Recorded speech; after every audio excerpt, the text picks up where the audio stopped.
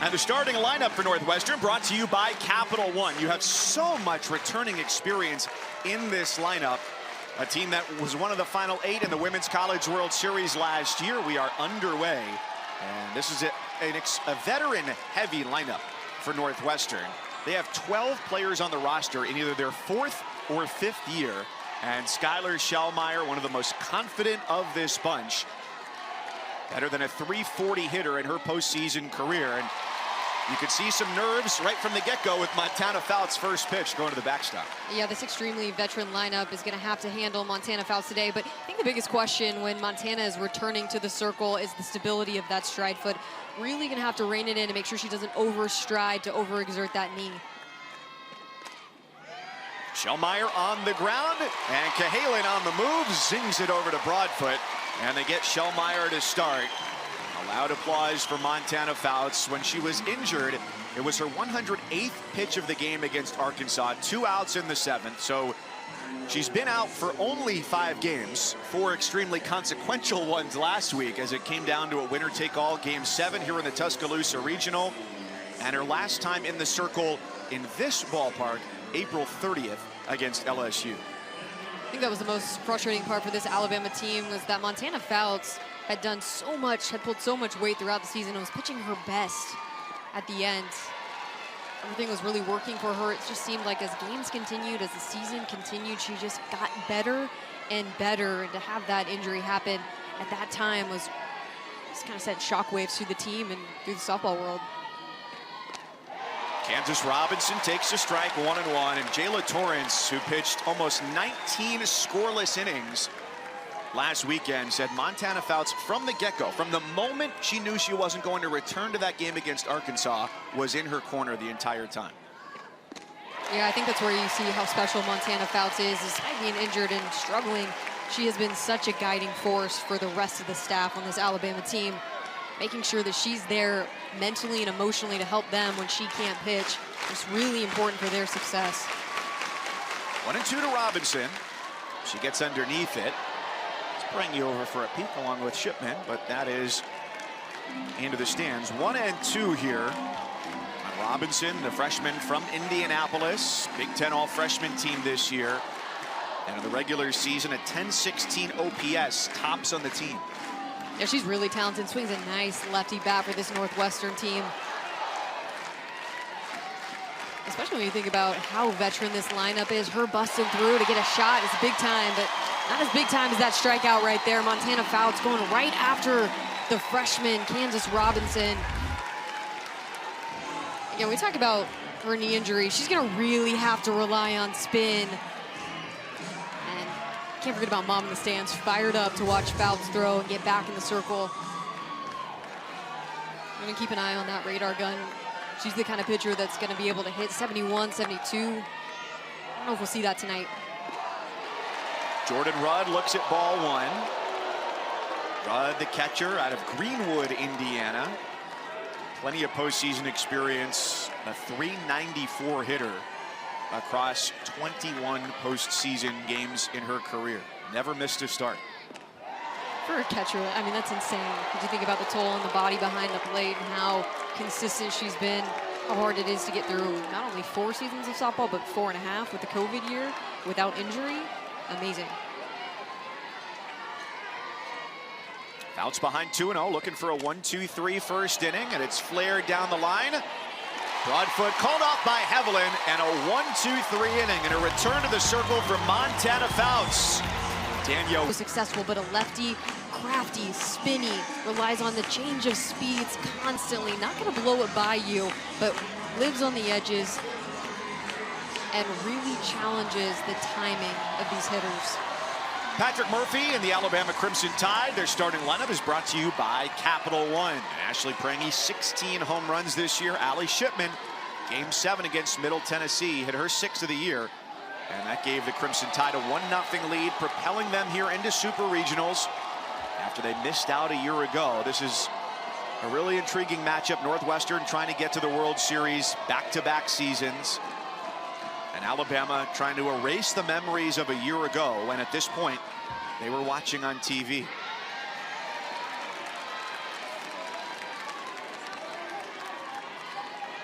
During the regular season this year, the workload for Danielle Williams was substantially lower than what it had been, especially last year and earlier in her career. That was by design by Kate Drohan, Michelle Gascoigne, the pitching coach, to make sure that when they got to the postseason, that they would have a multitude of arms ready. Now, that doesn't mean that we're not going to see her throw a plurality or even a majority of the innings this weekend, but they've got a lot of arms ready to go if necessary. Yeah, I think it's been a conscious decision for not only Coach Kate Drohan, but a lot of coaches across the country, is making sure they don't burn out their pitchers in the regular season. They're going to make sure that they're fresh and ready to go at the end, and I think that's a direct reflection of what we're seeing out of this Northwestern team and how many innings Danielle Williams threw in that regional round. And look, Danielle Williams, at this point in her career, with how well she's done, with the type of pitches that she has in her arsenal, she has earned the right to get the ball in these big moments. And even if she's tired, you'll never know it. I mean, we asked her, how's your body feel? Fine. No issue. She just gets out there, she smiles. You would never know if she's not feeling at her best because of the consistency that she brings in the circle every single day. And it's not an intensity, it's a relaxed, calm, focused presence. Another 2-2, it draws weak contact. Nelson the call and the catch out there at short, and then Johnson is retired. Well, back-to-back years, Northwestern playing in Supers, and they're on the road as well. Last year it was in Tempe, Arizona, and this year here in Tuscaloosa. They may have a small contingent, but it is a mighty one. A mighty one that has a lot of alumni here, back, ready to go to cheer on this squad. There's such a big tie-in to this program with Kate Drohan and how long she's been the head coach of this program. Well, she talked about how important it was to keep ties with that alumni group and how tight this group is with the former players to wear the jersey. And you think about it, the corollary between Alabama and Northwestern is you have Patrick Murphy in year 25, Kate Drohan in year 22 as a head coach at Northwestern. That fosters that alumni feeling of knowing that when you come back, it does feel like home because it's the same people. Yeah, Danielle Williams, a little smile after that pitch. I think she wanted that changeup, called for a strike. And this is what she wants. If she gets this pitch called, it's a little bit high in the zone, it doesn't break over the plate. You know, that's something that she's going to keep in the back of her mind, because if she doesn't get that called all night, that's going to change where she's going to locate that pitch, because she's so good at the accuracy with the changeup. She knows where to place it. She knows when she's ahead, she can go drop it in the dirt to get that chase pitch.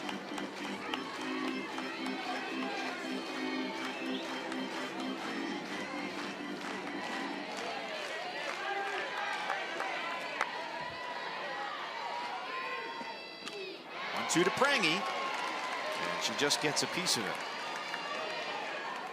You can see the respect for Ashley Prangy, the biggest power hitter on this Alabama team, getting a lot of off-speed pitches tonight.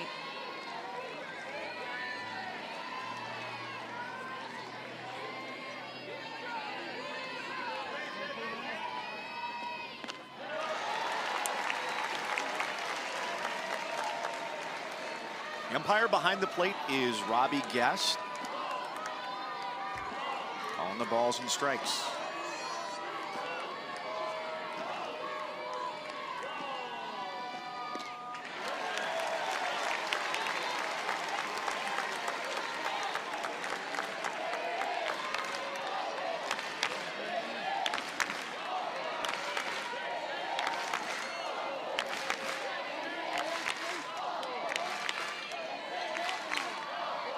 Three-two. Out into left center field, and that is down, one hop off the wall. Prangy takes the turn at first. The throw from Shellmeyer is tardy, and Prangy has a one-out double in the bottom of the first for Alabama. And behind her, Allie Shipman, the hero in Game 7 against Middle Tennessee. A 1-0 final score, courtesy of her 6th home run of the year. Took Alabama 7 innings to get their first run on the board in this game, and it came off the big swing from Allie Shipman. They had suffered trying to pop the ball up, not trying to, but popping the ball up all day long. Finally, she put something on the line, gets all of the ball and sends Alabama to supers. And how about Ashley Prangy on that last double? Where you get in trouble if you're a pitcher facing Prangy is if you elevate. She loves the pitch, belly button high. She's gonna hammer it. She's staying hot here in the postseason. Call that a naval height knock. 1-0 to Shipman. Twisted up there. It's 1-1. She said about that home run on Sunday, it was one of the favorite moments of her career. Kind of scary when you think about it in that position. If you don't come through or somebody else doesn't come through, that could be the last moment of your career. I think that was something that was very clear from the entire team. And talking to them earlier in the week, you know, Allie said, I don't want to go home. I don't want this to be the last time that I play in front of this crowd. And of course, in the back of all of their minds is how can you get your leader, the heartbeat of the team, Montana Fouts, an opportunity to put on the jersey and throw again. And that's a big moment. That's emotional. That's a lot. So to have her step up in that instance is a big deal for this Bama team.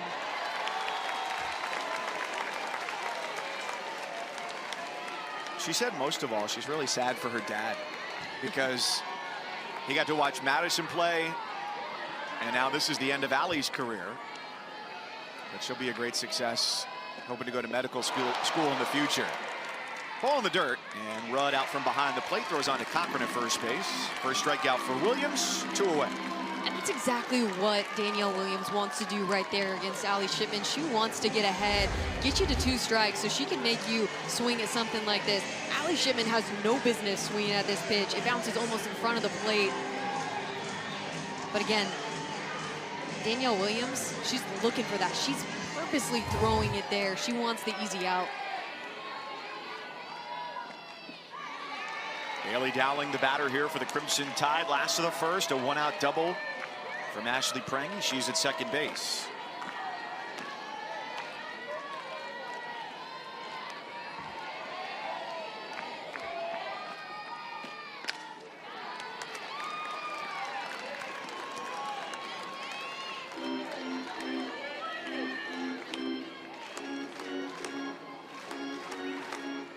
Williams this year, first team All Big Ten for the 4th time. Most outstanding player in the Big Ten tournament. And only the 3rd Wildcat to earn 4 first-team All-League selections, joining Lisa Ishikawa, who pitched in the mid to late 80s, and Garland Cooper, who was with the program through 2007, culminating with their back-to-back runs to Oklahoma City in 06 and 07. So when you talk about the pantheon of great Northwestern players, the Mount Rushmore, if you can picture, you just put one up on Welsh Ryan Arena out beyond the left field wall, Danielle Williams will be up there. Yeah, without a doubt. I mean, I remember watching her freshman season, called her Super Regional against Oklahoma that year. And you could tell in that moment, in that game, facing off against the Sooners, even though they ended up losing, she was going to be something special. Her composure as a freshman going up against one of the best hitting teams in the country was really stellar. And that changeup was fooling everybody. And she's still throwing it and fooling everybody today. Dowling with a check swing, and the tag applied by Rudd. Strikeout ends the inning. A return to the circle, first time in 15 days, an 11-pitch, 1-2-3 first inning. Mike Cousins, Caleb Rowe, along with you here at Rhodes Stadium in Tuscaloosa, Alabama. First game of this best 2 out of 3 series for a right to play in the Women's College World Series. Well, so far in this ball game, Montana Fouts has yet to throw a first pitch strike. Something that we'll keep an eye on and really test the patience of this Northwestern team at the plate.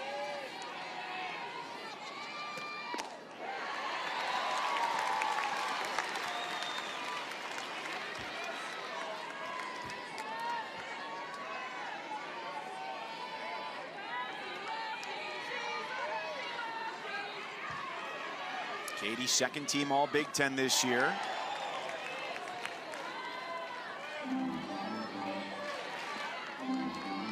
How about this? So we mentioned briefly Rachel Lewis, who graduated after last year.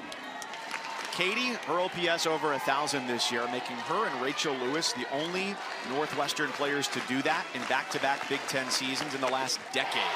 But she is down swinging, and Montana Fouts has struck out 2 of the first 4. Yeah, we talked about it. She's going to really have to rely on her spin today, and that's what you're seeing. Getting a really good snap off on the ball. She's not necessarily bringing the velocity that we're used to, but again, control. Even though she's getting behind, she's finding a way to get back in these at-bats, to trust her stuff. And let me tell you, it's gutsy to be able to go out there and, again, not really rely on the stability of that stride foot. Nikki Cochran, first pitch swinging. Down the line, Johnson takes care of it, 2 away. So Fouts has gone 5 up and 5 down. Do you notice anything different mechanically in either the way that her foot lands, the way she brings the ball to the plate, anything like that? I think she's not as violent. Usually we see Montana Fouts really explode off of the rubber. Her stride is so aggressive, but I think that's one of the things that they have to rein in is that stride and making sure that she doesn't get too far extended, because that's when you're going to be at your most vulnerable state, is if you get out of your comfort zone. And Montana Fouts has an extreme challenge ahead of her today, because when you think about obviously fighting against the injury and really trusting the distance that she's going to have to be able to throw. Again, I've watched Montana pitch so many ball games. She just doesn't come off the rubber the same way right now that we're used to seeing. But this is going to be a really good opportunity for her to see what she's got. Again, can't really necessarily rely on the power, and she's going against a very intelligent Northwestern team that continues to adjust as the ball game goes on. Ball is strike to Angela Zedak. Fouls that away. You know, she's done so well, 5 up, 5 down for Montana Fouts, but I'm gonna tell you, this Northwestern team is toughest at the end. They're toughest in the 5th, 6th, 7th inning. That's been proven. 3 out of their 4 wins have been come from behind wins in the last few weeks. We get it in the postseason last year. There's the 1-2. Struck out to center field, and well, White is on the move, and she can only watch it go. Angela Zedak with her team-leading 12th home run of the season. Northwestern with a 1-0 second inning lead.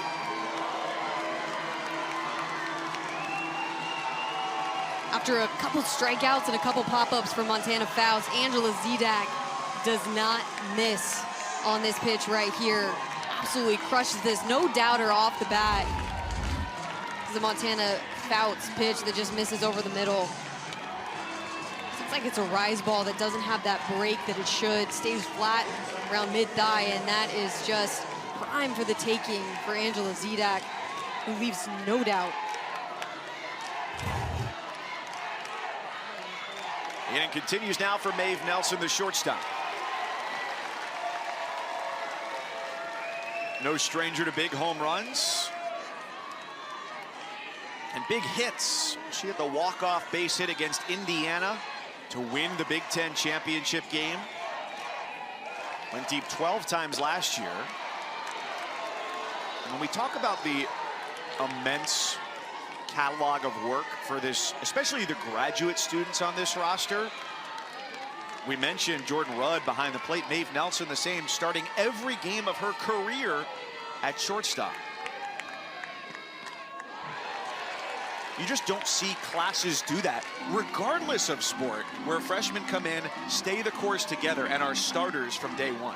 It's really incredible, and I think that's why this team went to the Women's College World Series last year. They have the talent, but they also have the camaraderie and the relationships and that team chemistry that you think that is necessary to get to Oklahoma City. And Kate Drohan, you can just tell talking to us how much she loves coaching this team. They're no drama. They play for each other. They believe in themselves till the end. They're never out of a ball game. And you look at the 5th-year seniors on this team, over 1,000 career starts combined. There is not a team that's playing right now that has that kind of experience and that many games together. I mean, they know each other like the back of their hand.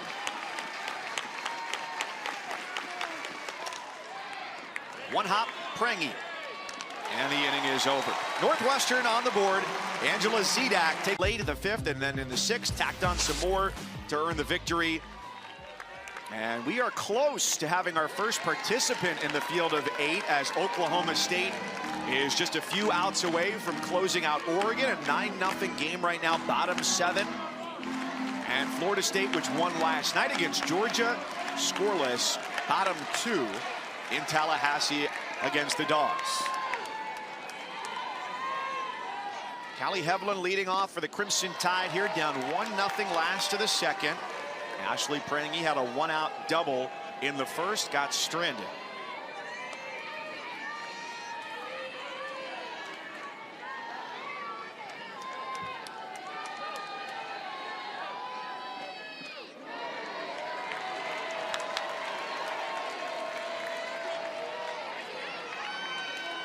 Regional round for Danielle Williams. Eastern Illinois, she strikes out 10 and retires the last 15 batters.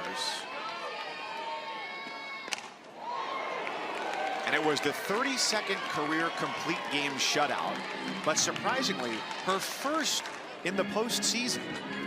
I was really surprised when I saw that stat, just because of how dominant Danielle Williams is. But that being said, I mean, you get to this postseason and everybody's susceptible to giving up runs. It's just how good the offenses have become across the sport of softball. And she gets the strikeout, her 3rd in a row. And this is why she threw a shutout in the game against Eastern Illinois. She's got filthy movement. I mean, her ability to really attack every single part of the zone. Go with the rise ball, go with the curveball. That's a nice rise ball in the outside corner. That's not a strike. It's Hevlin to chase.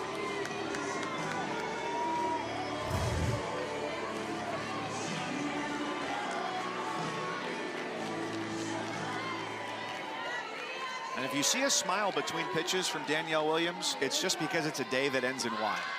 That is her natural state. Rudd gets the out at first base. Her throw beats Pruitt to the bag. It's a nice job by Rudd. Gold Glove winner from a season ago, behind the plate, making that quick play behind the dish. Larissa Pruitt does a great job of detonating this right in front of home plate, but almost deadens it too much to allow Jordan Rudd to be able to get all over this. A nice throw and a nice grab over there at first. And we talk about her consistency behind the plate, but she's also a stud, you know. Great at framing, really good softball IQ, and then making plays like that are athletic. She can do it all. And oh yeah, she's getting married on August 5th. Yeah, big summer for her. We asked her about wedding planning. She's like, no, I'm not planning a wedding. She's planning other things. She's trying to plan a trip to the Women's College World Series. She's planning a week-long stay in the state of Oklahoma. Very wise, though. She goes, yeah, I have had about 2 years to plan this wedding, and everything went on pause once the season started. That's the way to do it.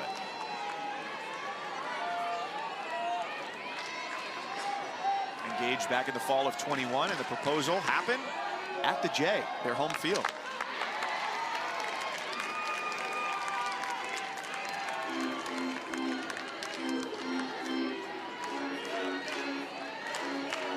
How long do you think Emma Broadfoot has dreamed of this moment? And this is big time. She's just one of those kids that wanted to play for Alabama. Knew as an in-state transfer that this is where she belonged and where she wanted to be. To Coach Murphy, she's the kind of kid that just bleeds crimson, believes in what this program is all about. We're talking about big moments for the transfer. It doesn't get any bigger than this. And the key for Emma Broadfoot and the rest of this lineup is figuring out a way to fight off that changeup.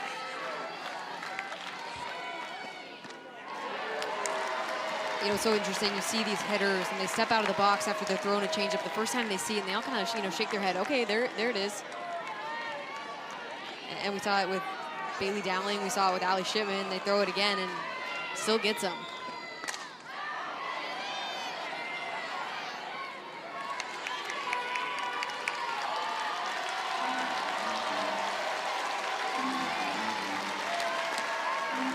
Two for Williams, who struck out 3 of the first 6 batters she's faced. Looking for a 1-2-3 inning here in the second. Broadfoot, the transfer from North Alabama, putting up a good fight in the 3-2. Is past Nelson into center field. A two-out base hit for Emma Broadfoot. It's a really nice at-bat right there from Emma Broadfoot. Gets to a full count, understands that you have to be patient, see the ball travel with Danielle Williams. You gotta let that thing get as close to you as possible, get something up in the zone, a little rise ball that she gets on plane with and just drives it back up the middle. And a key with the two-strike approach, and this isn't applied to every single hitter, but a hitter like Emma Broadfoot, it's okay to take a little bit off of your swing.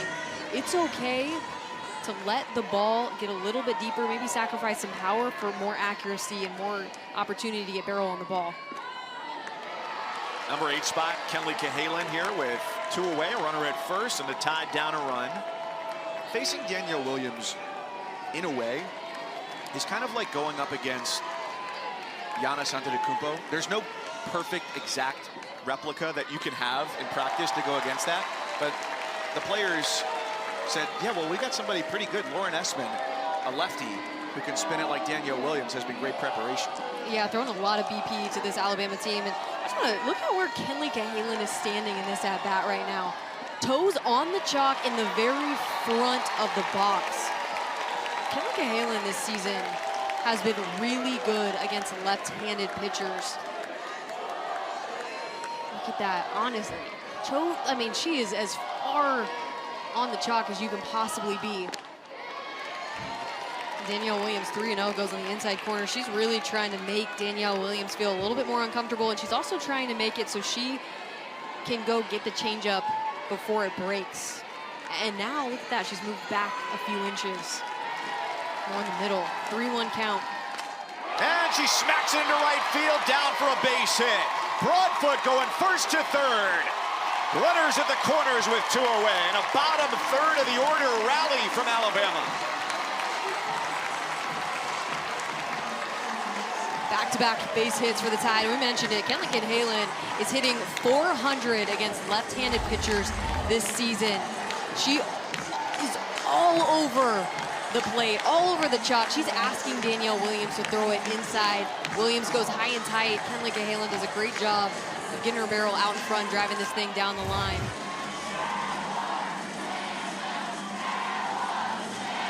7 and 8 hitters have done a good job making Danielle Williams work. Broadfoot on the 8th pitch of her at bat with 2 out. Singles up the middle, past the diving Nelson at short. And Cahalan there on a 3-1, got the count she wanted. And it's conferences both ways after it was a player conference for Northwestern. The pitching coach, Michelle Gascoigne, is out there. And Alabama conferences with Patrick Murphy, Allison Habits over on the third base side. Gascoigne, a former great for the University of Oklahoma, trying to coach up Danielle Williams and get her a plan because they're going against Kristen White, lefty slapper in the box.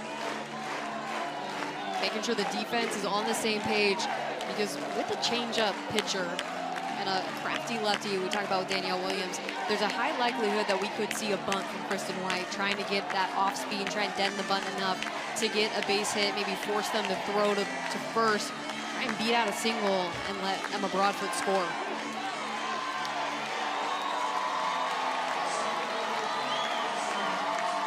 Best 2 out of 3.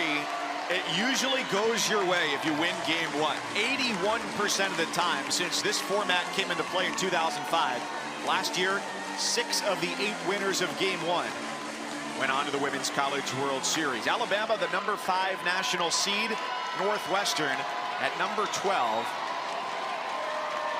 And for the second straight inning, Alabama threatens with a runner in scoring position. First pitch is a ball to Kristen White. You see that defense from Northwestern crashing and squeezing Kristen White. Recognizing on the scouting report that she's going to be able to try and dent the ball a little bit. A little infield single action is what her role is.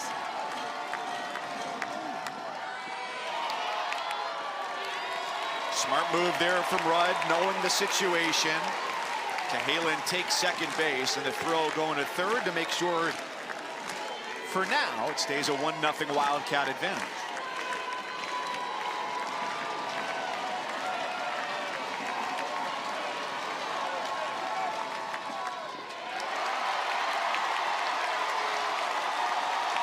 And we talked about Montana Fouts struggling to throw first pitch strikes. How about Danielle Williams? Only 2 first pitch strikes in the ball game so far. She's down 3-0.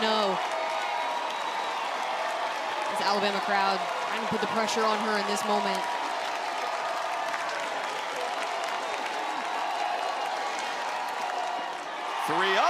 Is upstairs, ball 4. She is not getting the top of the strike zone there. So 4 of the first 9 hitters saw 3 ball counts, and it's back to the top with Jenna Johnson and the bases loaded. Yeah, I definitely wouldn't say that this is an overly tight zone, but I think these pitchers, without a doubt, are being squeezed a little bit at, especially at the top of the strike zone, like you mentioned. We've seen a couple pitches that Danielle Williams is trying to get break right under the numbers, or right at the numbers for this Alabama team, and just not getting that call so far today.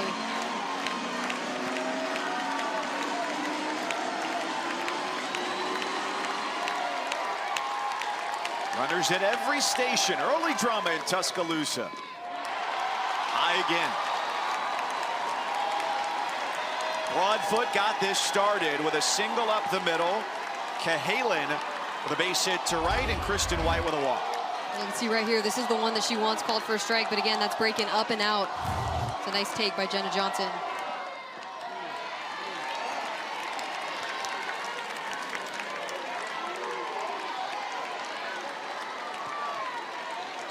Johnson popped out to short in her first trip to the plate.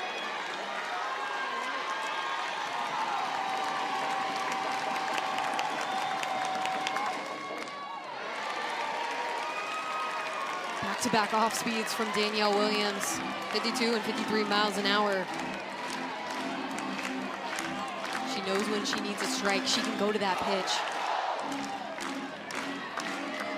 Johnson hitless last weekend. Did you think she'd be at the top of the lineup? I mean, I wouldn't have been surprised if Coach Murphy would have mixed it up, but at this point in the season, you want to go with consistency. 1-2 off the plate from Williams. It's 2-2. Northwestern fans not agreeing with that call.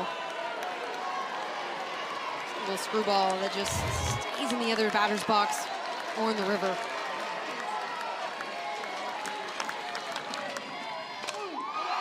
Center field. Schellmeyer on the move to the warning track, and she makes the catch, and the inning is over. Danielle Williams gets into 2-out trouble and works out of it and keeps Northwestern just underway here as we go to the third. A 1-0 Northwestern lead, and Angela Zedak home run. The big story today at the start of this game, the return to the circle for Alabama's Montana Fouts as she pitches for the first time in 15 days. This is the biggest story in softball and in the super regional round, was whether or not we were going to see Montana's Fouts in the circle for the Alabama Crimson Tide. And here she is, already giving up a home run today, but beyond that, has retired the other 6 batters. Facing the bottom of the order here, this is the freshman Kelsey Nader, just one of 3 underclassmen. And Montana Fouts closing in on the all-time record for strikeouts at Alabama. Yeah, Montana Fouts is going to go down as one of the best to ever wear the jersey, and it's no surprise that this Alabama team wanted her back, wanted her to have the ball in this big-time game. Had to overcome a lot in the regional round, relied on Jayla Torrance in the circle to get the W in that final Game 7 to push themselves to this game. And Nader, in her first super regional game, comes through with a single against Montana Fouts. We're so glad that you're here with us tonight at the Rhodes House. Mike Cousins along with the All-American national champ, Caleb Rowe. We have a game here, 1-0. This very well could be the final score, given the way these pitchers pitch. Montana Fouts on one side, a former contender for Freshman of the Year back in 2019, and the player who won it is pitching against her tonight, Danielle Williams from Northwestern. Yeah, this is the dream matchup in the circle. Danielle Williams and Montana Fouts, who have done so much over their entire careers to get to this spot. They're trying to punch a ticket to the Women's College World Series for the last time in their careers. Bunt is down from Grace Nito, and the throw gets away down the right field line, away from Hevelin. Nader is over to third, and just like Alabama had runners at the corners in the bottom of the second, that's how Northwestern starts it here in the third. These are the plays that you have to make in this type of game if you're Alabama. the bottom of the lineup, Kelsey Nader getting the single, and then Grace Nito does a good job of getting the sacrifice bunt down. And the issue here is Emma Broadfoot is throwing to Callie Heavlin, who's approaching first base. You gotta throw to the base and make sure that you'll be ready, and assuming that Callie Heavlin is gonna get there.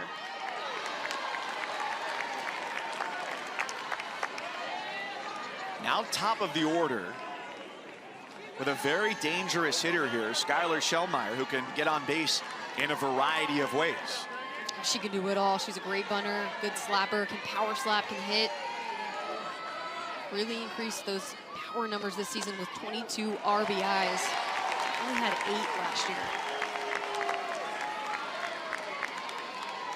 And there's a simple thing that tells you, too, about the bottom of this lineup. They get on base and give her opportunities. Case in point right here. The 8 and 9 hitters aboard for Shellmeyer. And Skylar Shellmeyer presents a real problem for the Alabama defense.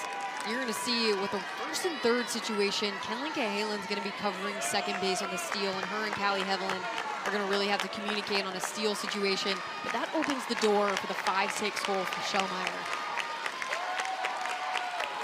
Bounce ahead 1-2, and that drifts away from Shellmeyer, who this year was second team All Big Ten. 3rd straight year she led the team in hitting.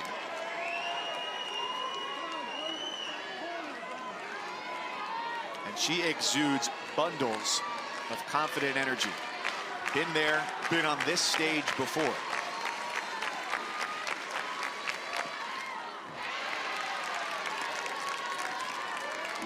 In this situation, if I was Alabama and knowing Shellmeyer, I think I might let Callie Heavlin cover second base and try and defend up the middle, and let Cahalan maybe take a step to her right. It's so tough though, because Shellmeyer, what she's got is barrel control. So if she sees that shift and that movement from the shortstop, likely that she'll be able to pop one up the middle as well.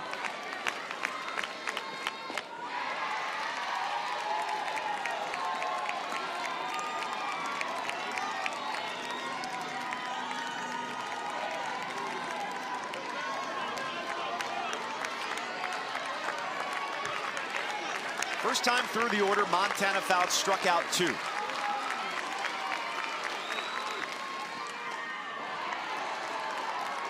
Skylar Shellmeyer making her work, doing a really nice job of fouling off that outside pitch. Montana Fouts keeps peppering me away. Shellmeyer doing a really, really good job, a veteran job of fouling it off, getting to the next pitch. A pitch of the AB right here.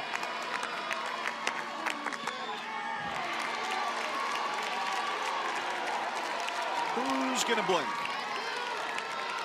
Yeah, these are each one of those matchups that you circle, and it's when you're looking at these two teams and the experience, you have grad seniors everywhere. Montana Fouts in the circle, Shellmeyer at the plate. Nader at third, representing a second run. Nader pauses, Prangy holds it, and the bases are loaded.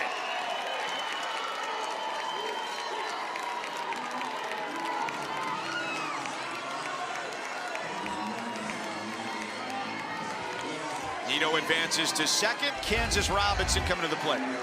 Love this slap. Just using the ground. You've got 2 strikes. You're just trying to battle it off.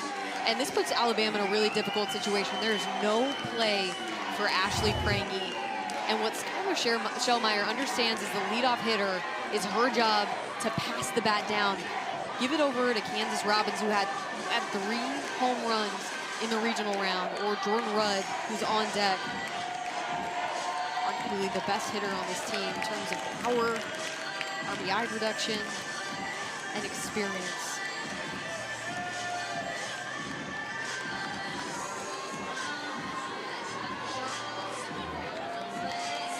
Lauren Essman, the southpaw, Jayla Torrance, who helped carry Alabama through the regional round, ready to go in the bullpen. The word was in Game 7 against Middle Tennessee that Montana Fouts was available if necessary. And you knew that if she had the ability to go today at whatever % of health that was, she was going to be out there. And Now she faces a bases-loaded situation against a power-hitting freshman. The one-run ball game here in the third and nobody out. Yeah, this is going to be the challenge for Montana Fouts. Obviously, he's got bases loaded, no outs, but because of that injury, because of the instability on that stride leg, she's not throwing as hard. Doesn't have as much push off the rubber like we're used to seeing. Thinking about her throughout her career, as you could have watched her, you easily think exploded. She drives off the rubber so hard. Unable to do that as much today. 68-mile-an-hour pitch is one of the hardest that we've seen her throw. Does the brace constrict the ability for her front leg to raise as much as well when she's bringing it toward home plate? You know, that's a question I'm not sure.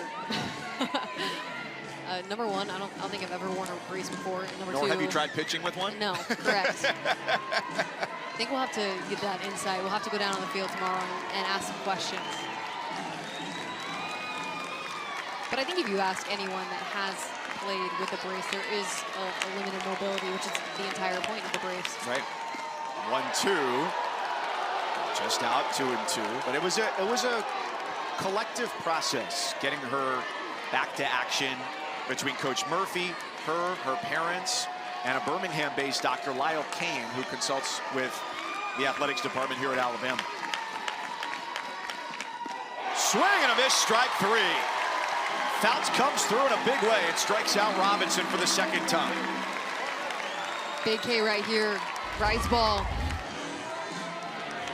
This is where Montana Fouts is so good at leveling up her pitches. This one looks like it's going to be belt high, and then as that continues to spin, that break gets it up and out of the zone and out of the reach of Kansas Robinson.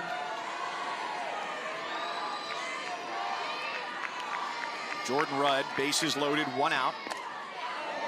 Mashes that foul down the line. There's only one other player in the history of this program who's driven in more runs than Jordan Rudd. And that's one of the best to do it in purple, Garland Cooper. Rudd at 199 and Cooper 8 ahead of her at 207.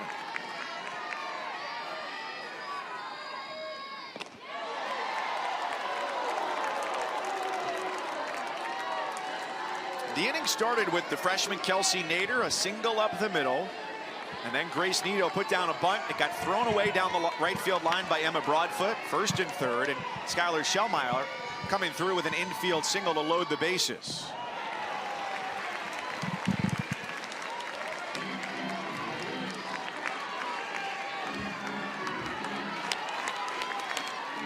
Northwestern riding in hot here to Tuscaloosa. They've won 7 in a row.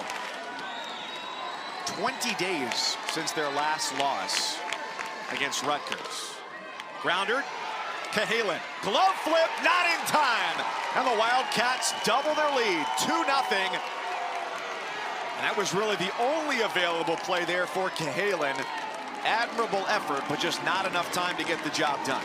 Yeah, Alabama playing that bend but don't break mentality defense, where they're going to start deeper up the middles to try and prevent that big hit, multiple runs from scoring. But because of that, Kinley Cahalan, what looks like a routine ground ball, is so shifted up the middle that she's not able to make that. And the only chance that she has is that backhand flip. Points for creativity, but more points for Northwestern for getting a run across the board and finding ways to drive in runners. And that's what it's all about, is timely hitting at this point in the season. And so far, bases loaded situation, Northwestern comes through and Alabama hasn't.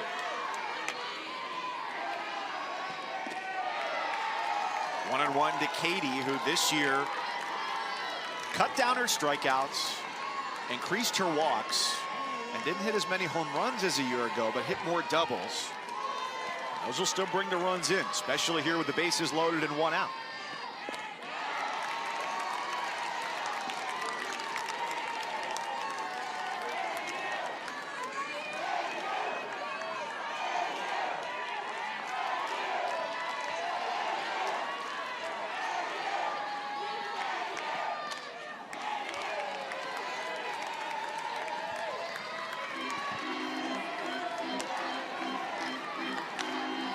native of Clarkston, Michigan. Her younger sister Ella is going to be a freshman on the softball team at Illinois next year. 2-2. Pitch from Fouts, chopped back to the circle. Montana's got it to Shipman, the turn to first. There's a double play. It goes 1-2 to get it started, and then over to first, and the inning is over. Time through the lineup for both of these teams. Seeing the adjustments being made. Higher quality at bats. Fouling off a lot of pitches, but putting more hard pitches, hard balls in play.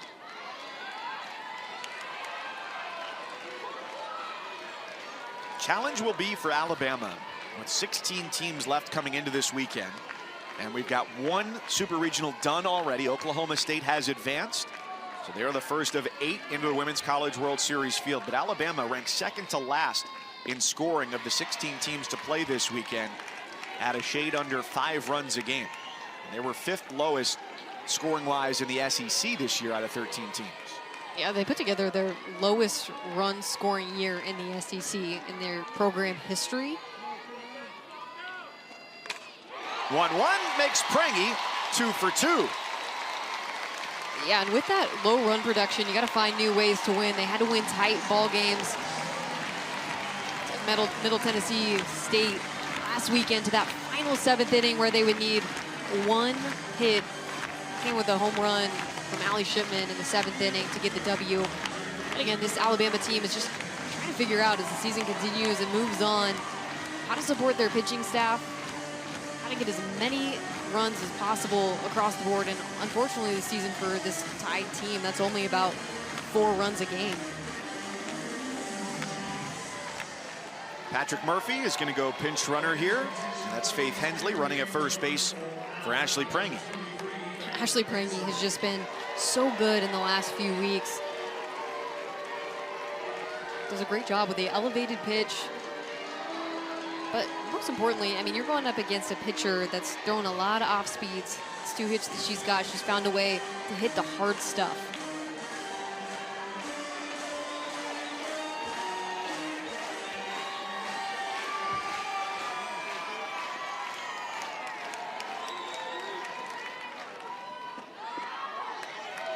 Shipman starts off with a strike, 1 of 3 to go down on strikes against Danielle Williams.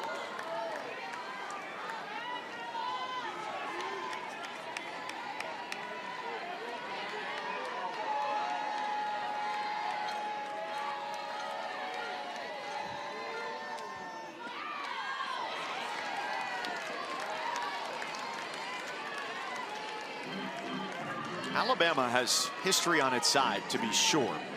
Playing in a super for the 18th time. Passing Arizona this year for the most appearances all time. And 24 wins in this round of the postseason, tied with now eliminated UCLA for the most all time. 0-2 to Shipman, and that's outside. 1-2.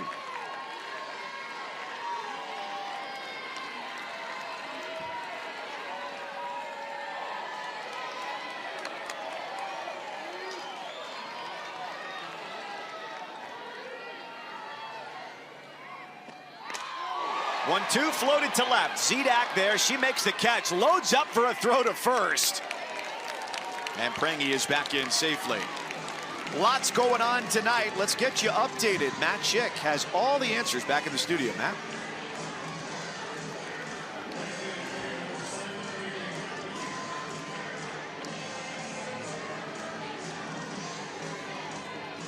Did you know nearly 60% of products sold on Amazon stores?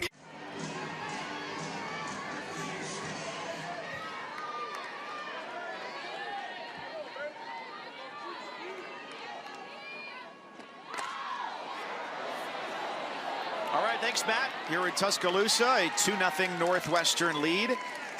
Mac Leonard getting the start tonight. It was Kat Sandercock yesterday in a game that was nearly over in 5 for Florida State. That when they get going, the atmosphere, you and I were there last year for supers, or for regionals, I should say. Florida State eliminated in the regional round, is evocative of the atmosphere here, although the capacity you can fit here is unlike anywhere else. Yeah, you get those K-time chants going, and Tallahassee gets rowdy. Got the Tallahassee Fire Department in center field out there to watch Josie Muffley. That is a fair ball, and Williams takes it, tosses it over to first, and Nikki Cochran. And the 2-0 Northwestern, game one of this best-of-3 series. Mike Cousins, Caleb Rowe, joined by Patrick Murphy, the head coach of the Crimson Tide. Well, it was a big question coming into this game whether Montana Fouts would pitch. I know you said she was available in game 7. What was the decision-making process like for this game? Well, first of all, welcome, Mike, your first time to the Rhodes House, and Bro, welcome home. You know, she had a really good week of rehab. Our athletic trainer somewhere near me, AC Atinka, all the doctors, everybody medical-wise had just been terrific with her. And she came to us the other day and said it's the best it's felt. And I just feel like I owed her a shot. And, you know, she's hitting 67, 68. You know, and you can tell she hadn't pitched since Arkansas at the SEC tournament. So it's been a while. She's obviously thrown some bullpens, but she's a competitor. She's full of grit. And she's very, very resilient. She's a role model for resiliency. Coach, what do you think are the biggest adjustments you're looking to make against Danielle Williams? I think we just need to take a little bit off our swing. I think we should widen out just a little bit, almost do a 2-strike approach, because there's a lot of changeups, and you know, a lot of balls that we hit hard on changeups, we may be over swinging. And you know, shoot, I'll take a single up the middle like Emma Broadfoot, you know, off her changeup a couple innings ago. Thanks, Murph. We appreciate you. Yeah, thanks for being here, you guys. Well, I'm a first-timer, so I have been massively impressed by the atmosphere here. 6 o'clock on the dot, boom, people are sprinting to their seats. And I said to Coach Murphy yesterday, it's probably the only park in America where the advertisements are on the back of the outfield wall and not on the part facing the field. So, fourth inning gets underway with one pitch, and Montana Fouts overthrows Broadfoot over at first. Pruitt comes over to pick it up. And Nikki Cochran, who thought she was out at first, ends up safe at second to begin the inning. And we question how well Montana Fouts was going to be able to throw, but I think her defense is a factor without a doubt. She's going to have to move off the rubber a little bit, and then again, not trusting that plant foot to make that good throw. Not in as athletic of a position that you would normally see. She's more straight up and down. Again, because she doesn't have the mobility in her knees. And you can see the frustration, you know, for Montana Fouts, who is not able to compete physically at her highest level. I know is a big challenge for her, because if you ask any player on this Alabama team, she is one of the most competitive kids on the planet. She is a fire breather. She wants to win. She wants to get after it. She wants to be out there and have the ball. So I think Murph taking a beat, making sure that she knows that she's supported by her defense, and he's saying, you know, you got this. I mean, she's going to put the weight of the world on her shoulders to try and get this team a victory and will them to the Women's College World Series. And that's a lot for one person that, again, is not pitching at full capacity. It's a lot to ask. You understand where he's coming from, too, as a player who is a face of this program and has been since she started her career back in 2019. The words that he said that are resonating with me are, I had to give her a chance. All of the work she's put in to get to this point. Because there are going to be careers that end this weekend. Right now, 2-0 Northwestern. Solo home run from Angela Zedak in the second, an RBI single from Jordan Rudd last inning. And Ayanna Lindsay pinch running at second base. That is one of the strengths of this team, Kate Drohan, the head coach, told us yesterday. We are not just the upperclassmen on this roster. They are a deep team, and that includes the players who come off the bench for them.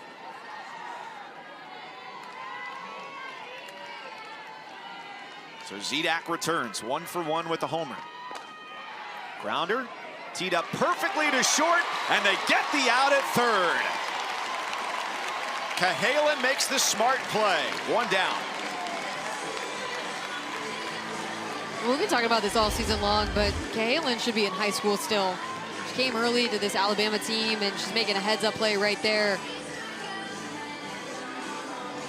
It's easy to see that play, have it move too fast, and go to first naturally. But Montana Fouts recognizes that's a big-time play to get the lead out and keep a runner out of scoring position.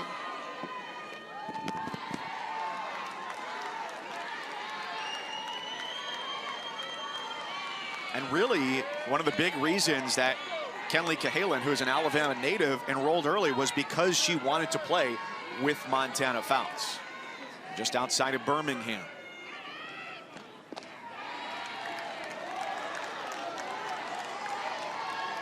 Montana Fouts, as this game continues, starting to sprinkle in a little bit more drop ball. Seeing a little bit of a tighter zone on the upper half.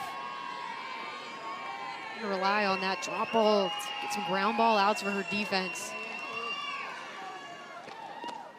And I think that's going to be a key. You know, we heard it from Coach Murphy. She's tapping out around 67, 68 miles an hour. She usually can go 71, 72 out of her max. Because she doesn't have that velocity, she's got to rely more on spin, not necessarily going to blow by everyone. And so she's got to really trust the defense behind her. Only the second time that she's gone to a 3-ball count. And now the 16 batters she's faced.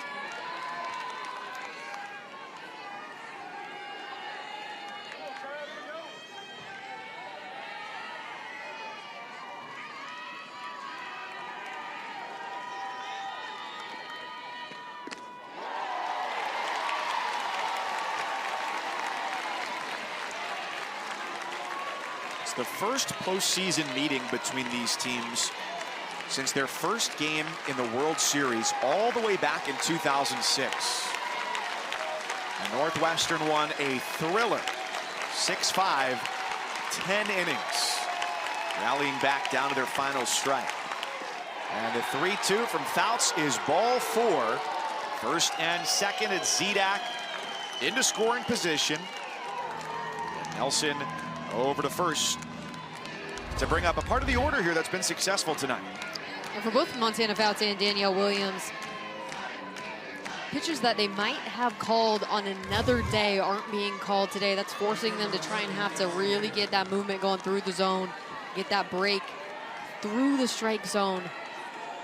Because, again, we're just seeing a tighter zone. Not necessarily a bad one, but a tighter zone. Nader goes up the middle. Here comes Zedek around third. White with a bobble in center field.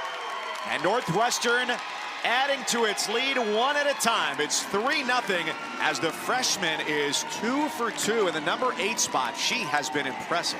Yeah, the veterans on this squad need some freshmen to step up. Kansas Robinson was great in the regional round, and Kelsey Nader comes through with a big-time RBI right here. Does a great job. This is a ball that's over the middle of the plate, low in the zone, a drop ball. She gets on plane and does a nice job of just getting her extension up the middle. She recognizes with Angela Zedek on second base. She hits the grass. That ball hits the grass. It's going to be another run for the Wildcats. And Montana Fouts handing the ball off to Jayla Torrance. Torrance, phenomenal last weekend. The crowd, as one, will come to their feet here as Fouts exits the game here. Jayla Torrance absolutely ready, and they need her in a big way here. Throw down to second, and the tag is not there.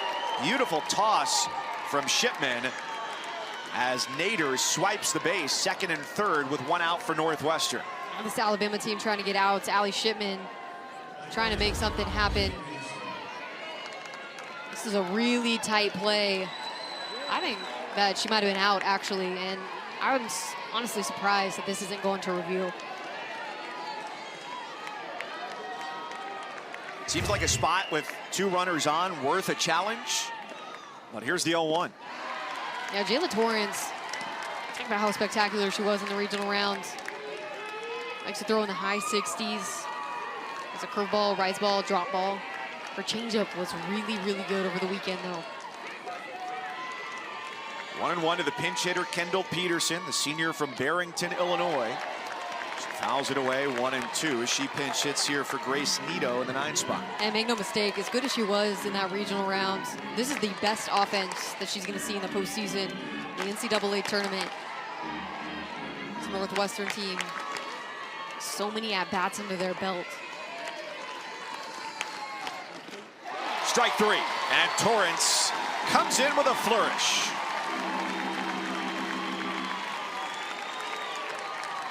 It's a really nice job by Torrance to come in and settle things down. A little rise ball on the outside corner for Jayla Torrance. That's exactly what she needed to do as that relief pitcher following the Montana Fouts outing.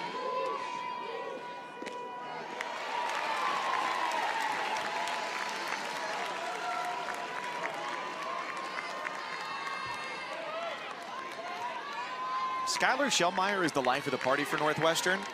Jayla Torrance, the way that she plays, the results that she gets, they spoke for themselves last week. She's pretty soft-spoken, but she has come in here and made a statement, facing just 2 batters, and helps the Crimson Tide get out of a jam. But against Montana Fouts, Crimson Tide of Alabama coming to the plate here, bottom 4, and the head coach of Northwestern, Kate Drohan, generous enough to give us a few moments here. When we sat and talked with you here yesterday, you told us this is a deep team, and you showed that with all the experience on this team. It's the freshman Kelsey Nader who's come through with some big hits. Yeah, she's really shown us a lot. She's been really aggressive in the box, and clearly she's ready. So she's had some tough at-bats.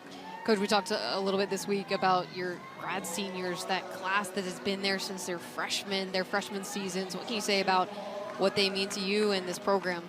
They're phenomenal, and they've given us so much, and they're ready to go tonight again.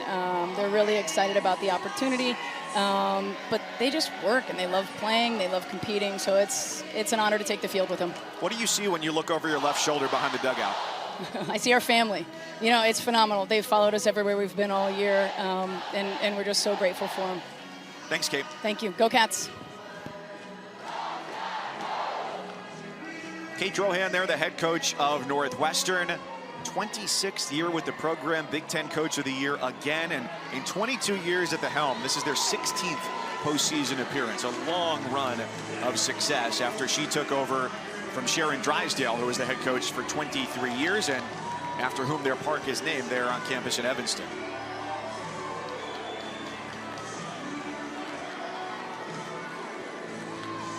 And all of their trips to the Women's College World Series, you know it's strong teams, because in the 80s it was 3 straight years. It was 06 and 07, and the bulk of this team that went last year returning this year as well. Coach Kate Drohan does such a good job when she gets a core of really talented athletes on her team. She gets them to buy in. She gets them to win. And being up in Chicago, it's not necessarily that hotbed historically for recruiting. Her ability to get kids from all over the country, from California, to come play for her and create a really, really strong program, and then build that.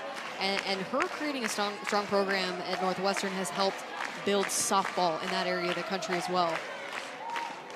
You talk about the growth of the athletes, and we asked her about this. I mean, when you're out recruiting and you're in your region in the Midwest, and you think about the talent that is manufactured there, how much better has it gotten? Just infinitely better.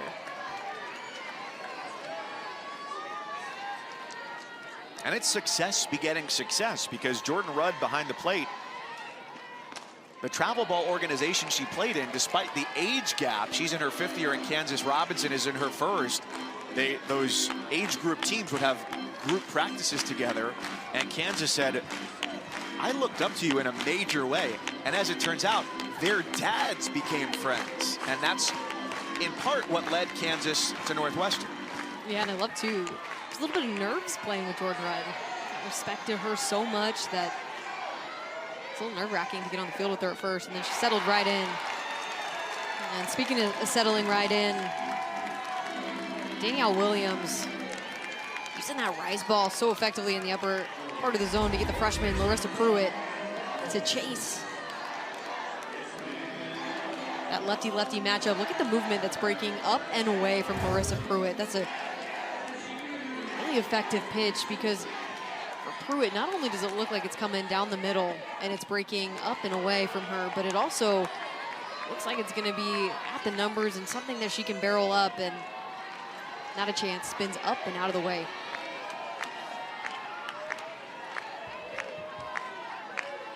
Emma Broadfoot with a single her first time up. 2-0. And Danielle Williams has been in this moment before. Took them to OKC last year. Kate Drohan made the point, though, as it pertains to pitching depth this year, because Williams pitches so many of their innings, historically speaking, although fewer this year, especially compared to last. But they played the second best non-conference strength of schedule this year. And for the first 2 months, it was #1 in the country. And you'd think, okay, Danielle Williams is going to pitch in those big games. They played Tennessee in Clearwater, UCLA at the Mary Nutter, played Clemson in one of those 2 games. And against Oklahoma, Danielle Williams did not throw a pitch in those games. Thinking about Kate Drohan and her strategy this season with a 5th year that is as good as Danielle Williams, you want to protect that arm because she knew what she had. This veteran group had a chance to make it to the Women's College World Series again.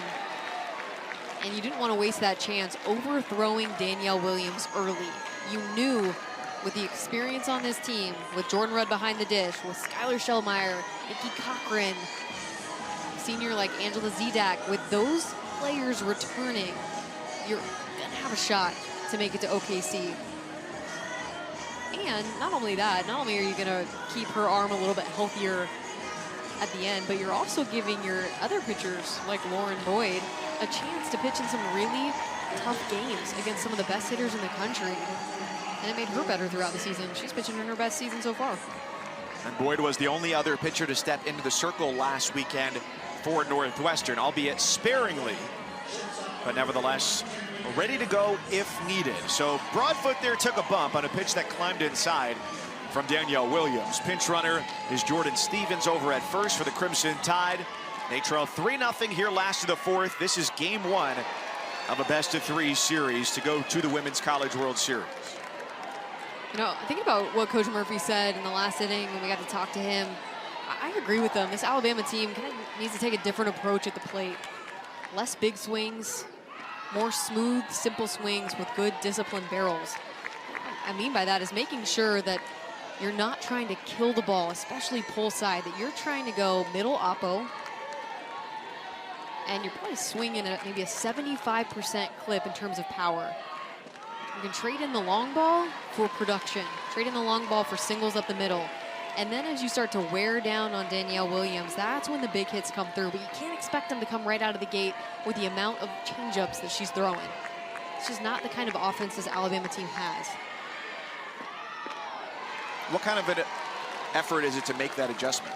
It's really hard because you feel this energy, you feel this crowd, your adrenaline starts going, and you tell yourself to calm down, to take those deep breaths in the box. But it's so hard because you see that pitch coming in. It looks over the middle of the plate. It looks so good, and you just want to hack at it because you want to be the hero. Cahalan down swinging. 5th strikeout for Danielle Williams, 2nd of the inning.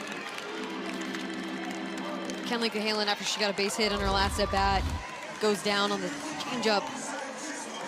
It's her 2nd time that she's seen it. The 2nd time she was out in front and early. And you can see the reach in the arms that these hitters have on that off-speed pitch.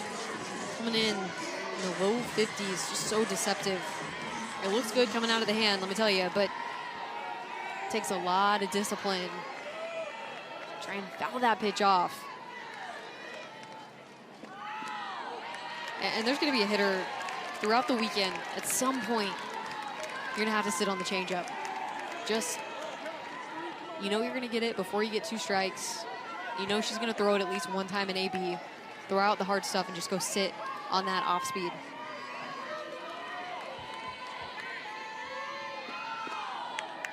All 5 of her strikeouts have gotten batters swinging. The enticing offering that comes in at a much slower pace. You know what's coming. Just trying to figure out when and where. All in a strike to White. Northwestern with single runs in the 2nd, 3rd, and 4th.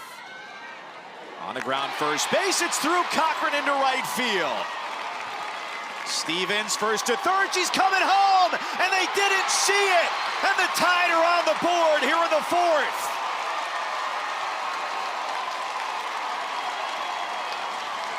Maeve Nelson did not see Stevens get the green light around 3rd.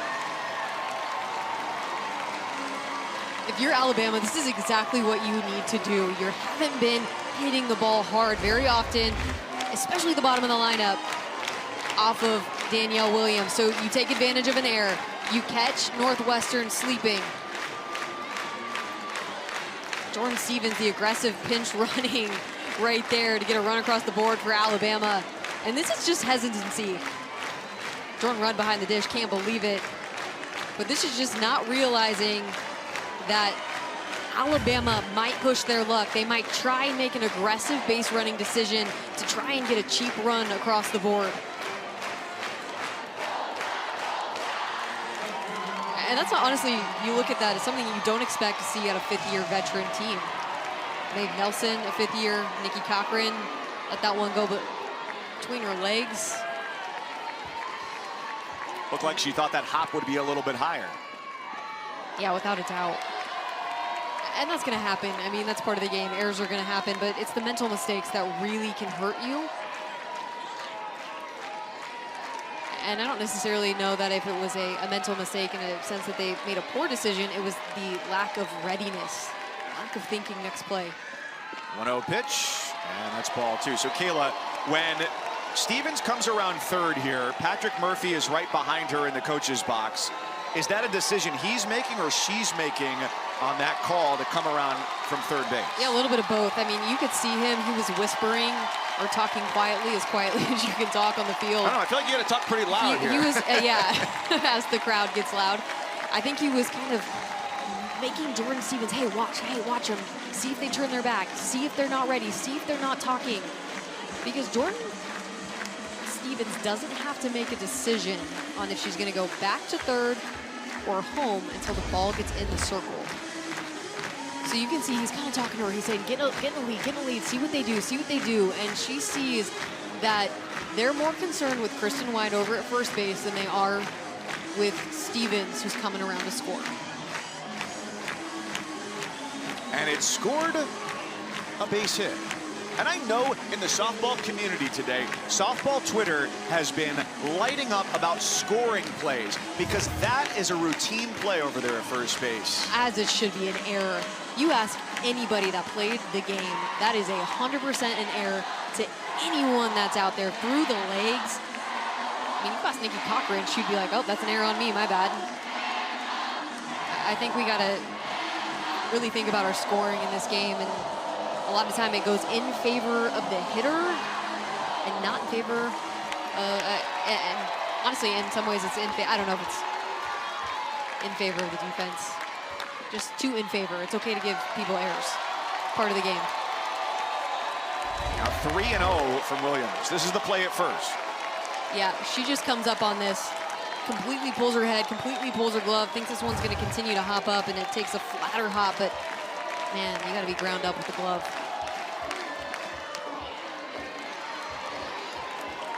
Williams spins it in for strike one. 2 strikeouts in the inning. Now, the other part of that is Cochran gets it. She's still got to win the foot race to the bag to get the third out. First run on the board for the Tide. Williams to the inside part of the plate again.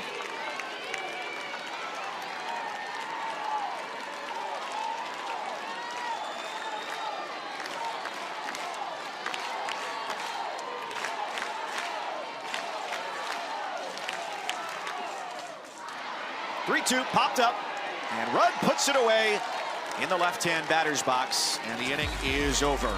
On a base hit over to first base, Alabama gets its first. 3-1 Northwestern. Season in just 4 games.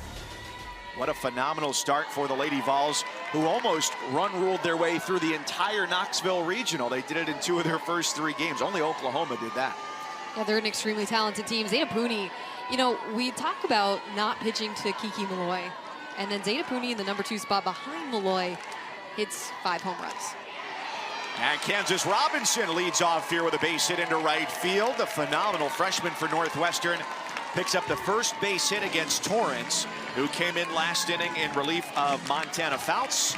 Got a strikeout and a ground out to end the inning. Northwestern with a 2-run lead goes back to work.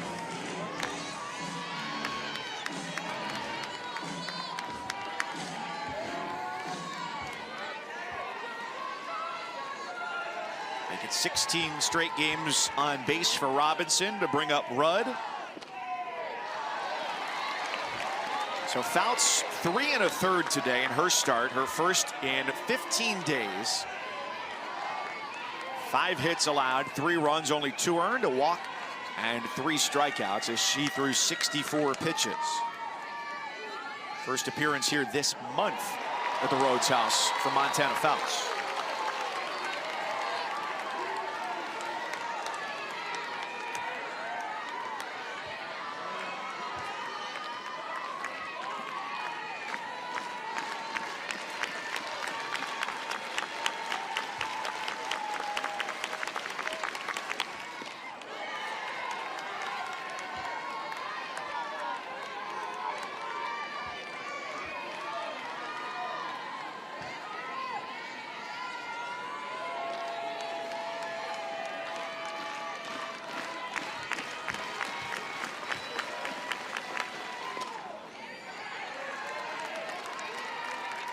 Bouncer foul at third. Robinson back over to first against Torrance, who grew up coming to Alabama softball games. Her dad, Jeff, would take her. He played linebacker here for the Tide, 92 to 95.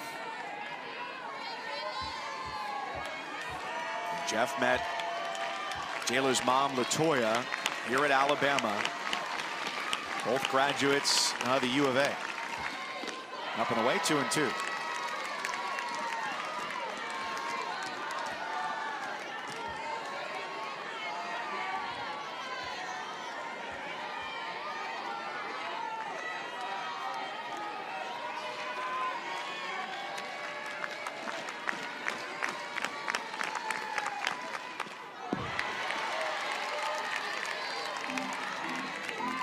It's a good hack by Jordan Rudd on the inside corner of the plate. Just missed underneath it. That might have been a little bit of a miss by Jayla Torrance. You know, Rudd just such a powerful hitter. Can do so much, especially with the pitch on the inside corner. Shallow right center. Evelyn out. She calls and grabs it one away. To the Women's College World Series. Speaking of the Super Regional in Durham, as it happens, first time that Duke is getting to host a Super in their short tenure as a program, just year number 6. You know, we like to joke because we get to the ballpark before first pitch. If a game is at 11, it's, oh, breakfast at the ballpark. No one's eating breakfast at 11. Maybe if you work third shift. I don't want to say nobody. But tomorrow you can legitimately say that. 9 a.m. first pitch for Stanford and Duke in game 2 because of inclement weather in North Carolina. That might be my nightmare, a 9 a.m. start. You're getting to the field at 7 a.m. Are you kidding me? Oof. I mean, you're probably getting to the field earlier than that. You're starting warm-ups. Speaking of that region, too, that super region, Nyesha Kennedy did so well today. She is so talented. Throws gas with accuracy. Nice rise ball. I mean, she's going to be one of the bright stars in college softball for many years to come. And that game tomorrow, 9 Eastern, right here on ESPN2. 1-2 pitch to Katie, and a swing and a miss, strike 3. Torrance has her second strikeout, 2 set down after a leadoff single. The Women's College World Series back at Oklahoma City. The action starts Thursday, 12 Eastern, live on ESPN.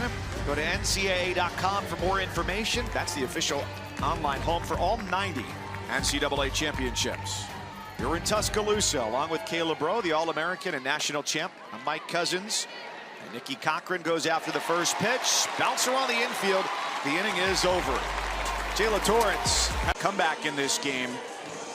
You have Ashley Prangy, who was left in the on-deck circle last inning. Jenna Johnson swung at what might have been ball 4. Popped out to Jordan Rudd, the catcher. That ended the inning with a runner on and already a run home. So it'll be Prangy, Shipman, Dowling, 2, 3, and 4 here for the Crimson Tide. I mean, you're absolutely right. When you think about the opportunities that Ashley Prangy has had,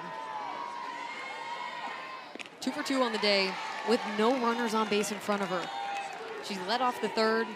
She's leading off here in the 5th. Jenna Johnson had a big-time opportunity in that last at-bat to get ball 4, to give your best hitter, the hottest hitter on this Alabama team, a chance to come up with a runner in scoring position. The weight is immense here in game one, and the winner of the first game goes on to win the series 81% of the time. And the last 2 seasons, only 3 teams that lost game one ended up going to Oklahoma City. One crowd didn't like the call.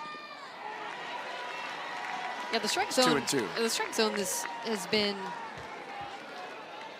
somewhat consistent, but it's been a little tight. And we saw in between innings, Michelle Gascoigne, pitching coach for Northwestern, come out, talk to the umpire, a little aggressive talk to the umpire. It wasn't a friendly chat. No, it was not. Wouldn't be shocked if that would have been about the strike zone. Trying to fight for her pitcher out there who's working. Danielle Williams is the type of pitcher that loves to live on the corners.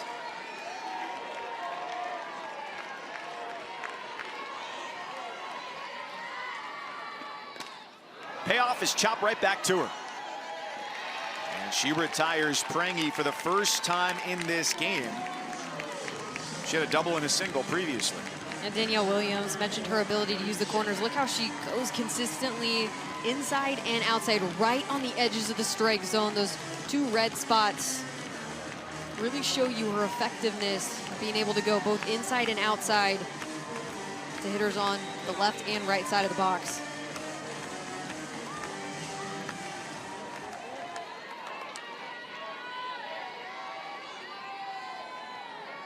Williams successful twice against Shipman with a strikeout and a line out to left field.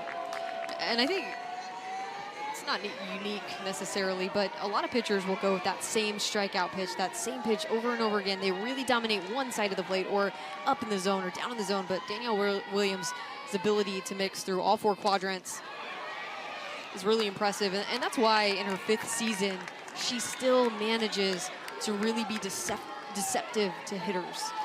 You know, you think about all of the film, all of the scouting that is on Danielle Williams and how she's still able to fool batters to this day. It's because of her movement. It's because of the variety of pitches that she can throw. And she can hit the rise ball on either side of the plate. She can hit the curveball on either side of the plate. She loves to run the changeup up and down. She'll get the chase pitch in the dirt. She knows where to hit her spots.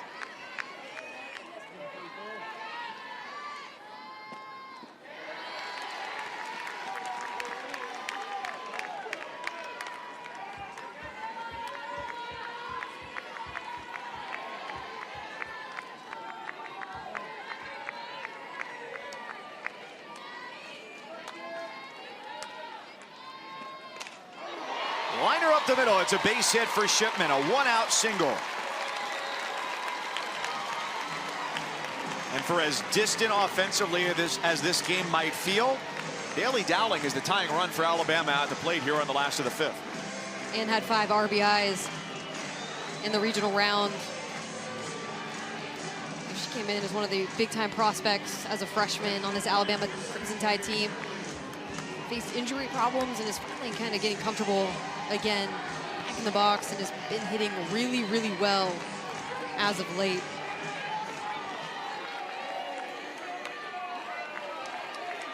It's been stranded runners that have been the problem here in the early going for the Crimson Tide. They've had a runner on every inning. Liner to third. Katie's got it, and her throw across is a double play, and it ends the inning.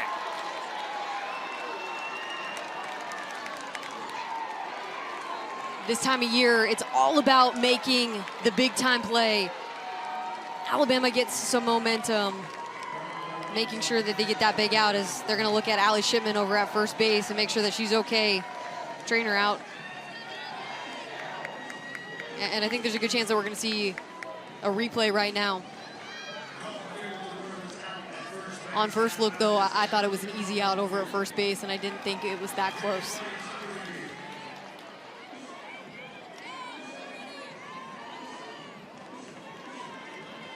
Hannah Katie over at third base in the hot corner does a good job of really being quick to make that throw across the diamond.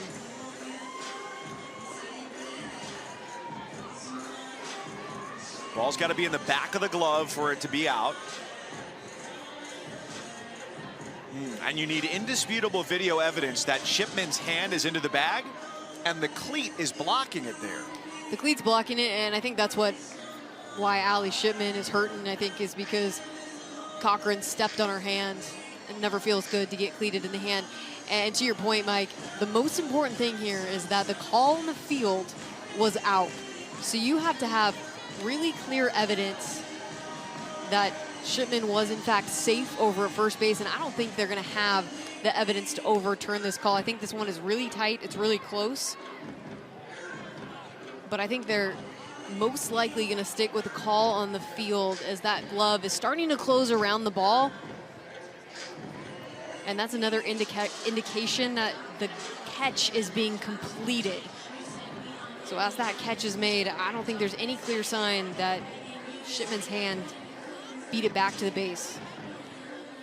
And this decision is not made by the umpires on site here. Goes back to a central replay review location in Pittsburgh where the call is decided and then relayed back to the four-person crew here in Tuscaloosa. They've got the call on what, as of now, is an inning-ending double play. And the call on the field is upheld. The inning is over. Now the question will be, what does that right hand feel like for Allie Shipman as she gets prepared to go back behind the plate? 3-1 Northwestern with 5 of the books. Host UCLA. Utah went 3-0 in Salt Lake City last weekend, looking to get back to the World Series for the first time since 1994. Mike Cousins, Caleb Rowe with you here at the Rhodes House in Tuscaloosa. Northwestern with single runs in the second, third, and fourth. Alabama answered with one of its own in the fourth. And that's where we stand as we start the sixth. And Angela Zedak, who got things going against Montana Fouts with a home run back in the second inning, is the leadoff batter here. 6, 7, 8 in this Cats lineup. A 12th home run this season. Angela Zedak took advantage of the fact that, you know, we weren't seeing Montana Fouts at 100%, so she wasn't throwing with that velocity that we're used to. Something a little bit low over the heart of the plate and took it deep.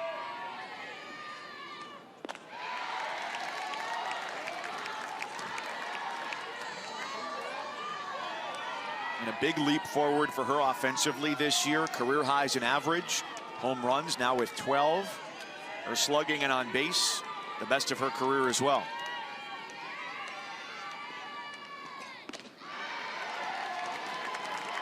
And not only that, I think she plays a really good left field. You saw the cannon that she showed off earlier in the ballgame. Was trying to double off a runner for Alabama. Didn't get the double play, but I was really impressed with the arm out in left field. Yeah, it was the type of throw where, having watched collectively thousands of innings between the both of us, you look at it and you go, well, maybe there's a throw. And then all of a sudden the throw comes and you go, all right, whoa, yeah, that was nice. Low chance. And then I was like, oh, she actually has a chance.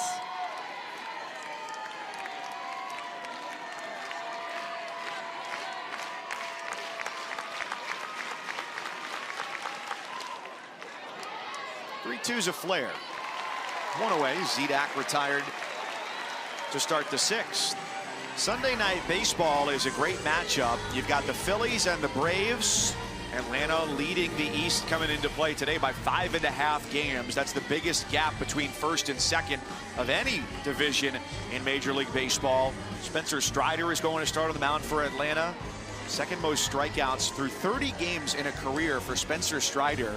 And the company is very good in the #1 spot. Doc Gooden, #1, who played the early years of his career with the New York Mets, and a big fan of those Mets teams in the mid-'80s. Growing up in Connecticut, Kate Drohan, the head coach of Northwestern.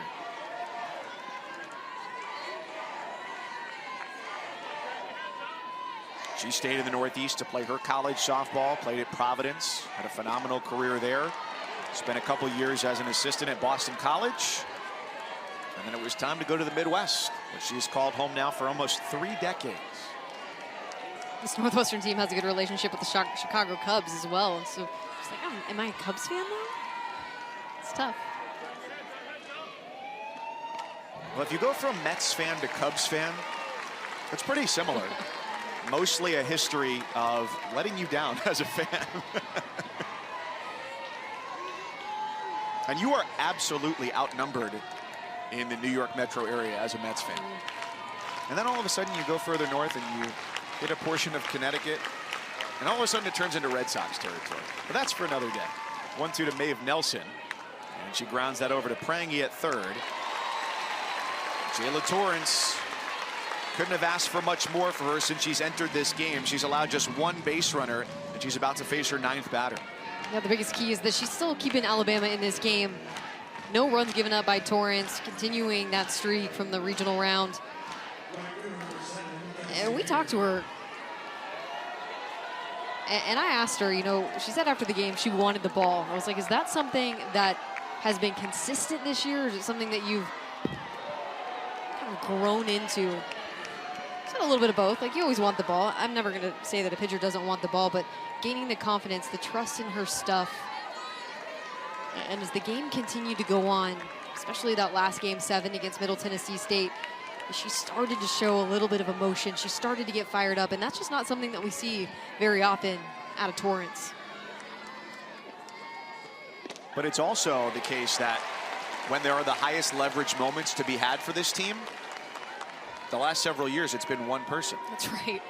And truly, early in the season, the 3 pitchers not named Montana Fouts on this staff, Lauren Essman, Alex Salter, and Jayla Torrance, a lot of time late in ball games, if they were down or if it was a tight game, Montana would come in and close the door or try to close the door. That was not an option in the majority of the games in the regional round. Fouts departed today 3 1/3 in her first start since May 11th in their second game of the SEC tournament, returning from a hyperextended knee.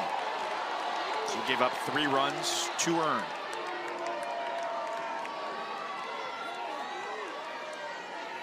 Torrance to a 3-1 count here against Kelsey Nader, the freshman in the number 8 spot, with a couple of singles, and she's driven in 1 of the 3 runs. And she takes ball 4 to extend the inning. And you go back to the beginning of the year,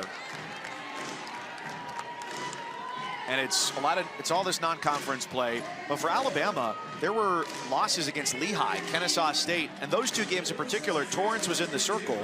You get into conference play, and she says after the Ole Miss game, which was just earlier this month, she gave up 2 home runs, and she goes, I really feel like I let the team down.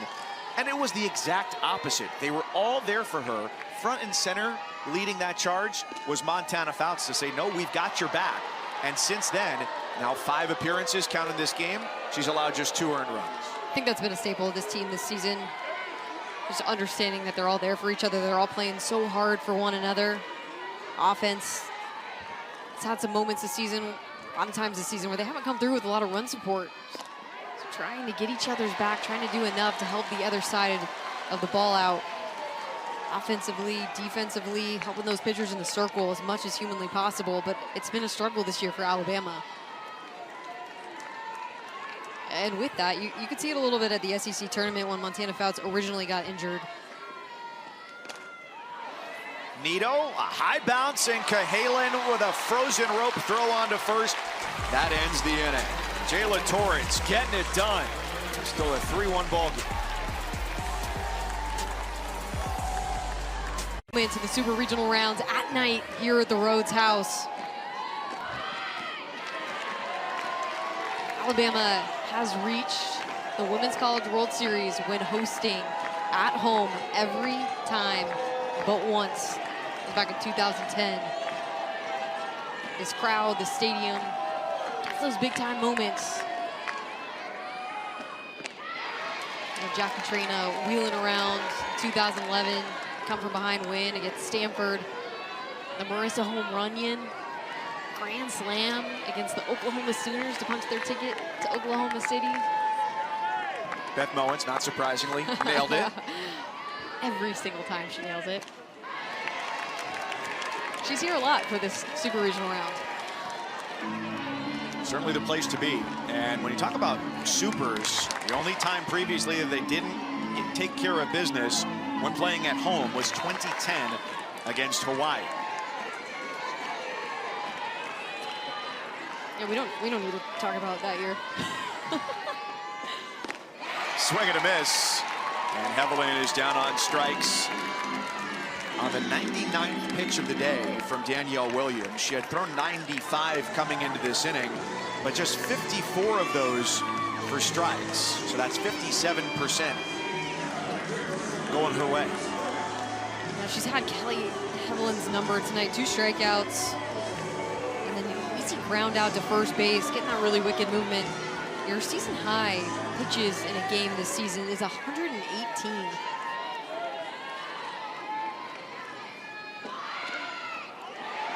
That ball's down and dead in the batter's box as it bounced off of Pruitt. Second time tonight that we've seen Larissa Pruitt trying to sneak down old drag bunt. Somebody in the stands is looking for a replay, but I think it was pretty clear that she was in the box when that ball came up and made contact with her foot. Doesn't look like we're going to get any kind of review on that. And that was her problem on her last bunt attempt. A little too dead off the end of the bat, and Jordan Rudd was able to field it and throw it to first. And that one again, same thing, just a little bit too much off the end.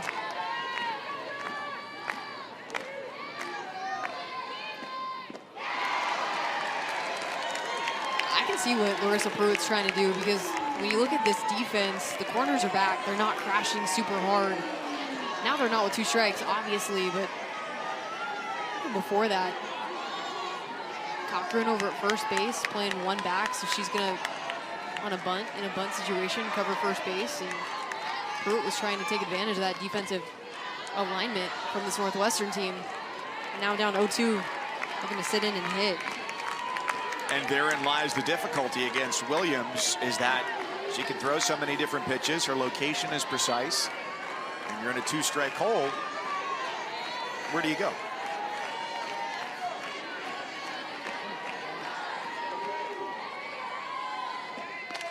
You know, I think my mentality at the plate, a lot of times as hitters, we think you're gonna sit fast, so you're gonna time your body up for a fast pitch, and then you react slow. I think I would do the opposite in this game. I would sit slow and react to fast and try and foul off everything deep. Try and let the ball travel as far as humanly possible. If I hit a foul ball in the other dugout, who cares? What I don't want to do is that right there. That's an easy ground ball for this defense to field. It's a slow roller, it's flat. You're not in an athletic position. Your body, when you cast your hands forward like that, you leak so much power. So again, mentality, I think for this tag team moving forward, they end up facing Danielle Williams tomorrow, which I think there's a pretty high probability of that. Agreed. I mean, again, over-exaggerate. If I'm a left-handed hitter, I'm thinking hit a ball into my home dugout, the third base dugout. That's how deep I want to let the ball travel. And there's a really great chance that if you have that mentality, you're probably going to hit something to the opposite field or up the middle.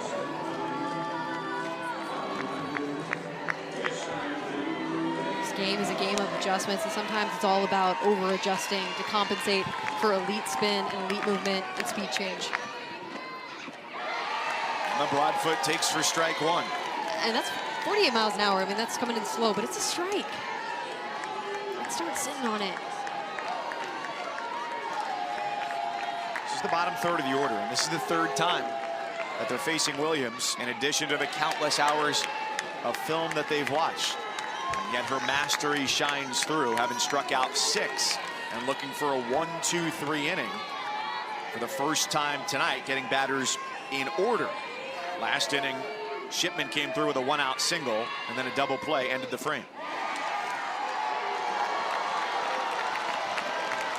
Now, hands just went skyward from the Northwestern fans because the pitch was so close to the previous one. Yeah, look at the location on this pitch. That's a nice looking strike on the inside corner of the plate. Really surprised that one's not called.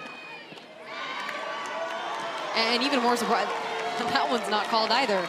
I don't know where you expect Danielle Williams to throw it. Inside corner, outside corner. You can't ask her to throw it down the middle of the plate.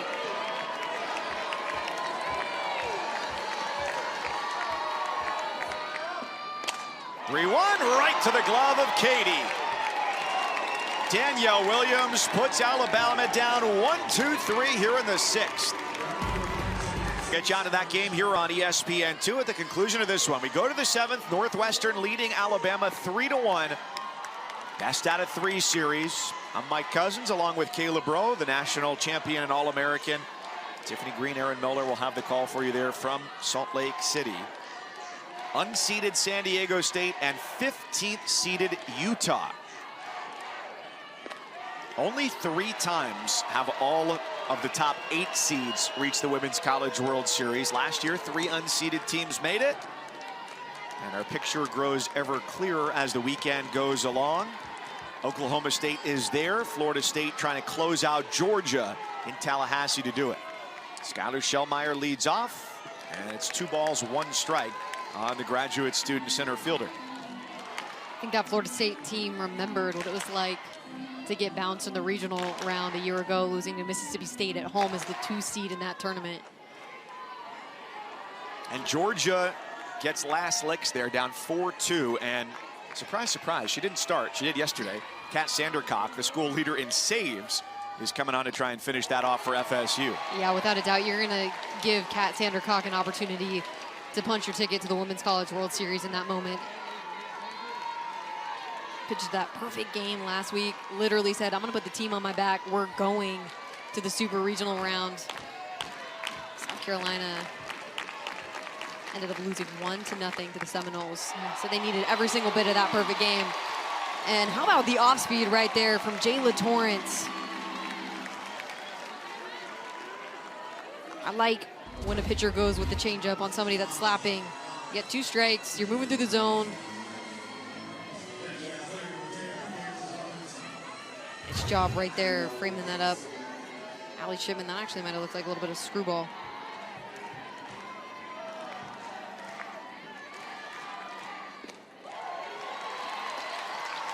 To think that she hadn't started a game in more than 2 months and hadn't pitched back-to-back days since the 2nd week of March, what she did last weekend, what she has done here to help keep her team in it since entering the game in the 4th has been nothing short of remarkable.